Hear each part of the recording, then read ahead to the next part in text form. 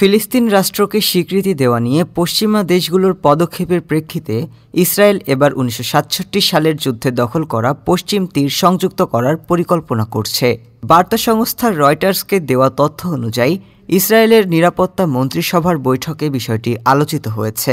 এই পরিকল্পনা মূলত পশ্চিম তীরের ইহুদি বসতি জর্ডান ভ্যালি কিংবা নির্দিষ্ট অংশে বাস্তবায়নের চিন্তা চলছে, যদিও এখনও চূড়ান্ত কোনো সিদ্ধান্ত হয়নি। আইনি প্রক্রিয়া জটিল হওয়ায় সময় লাগতে পারে। বিশ্লেষকরা বলছেন, এই পদক্ষেপ ফিলিস্তিনিদের প্রবল প্রতিরোধ, আরব বিশ্ব ও আন্তর্জাতিক নিন্দার মুখে ফেলবে ইসরায়েলকে। ২০২৪ সালের জাতিসংঘের সর্বোচ্চ আদালত পশ্চিম তীরকে অধিকৃত অঞ্চল হিসেবে স্বীকৃতি দিলেও ইসরায়েল তা মানে না। পূর্বে জেরুজালেম ও গোলান মালভূমি সংযুক্তির ঘোষণাও আন্তর্জাতিক স্বীকৃতি পায়নি।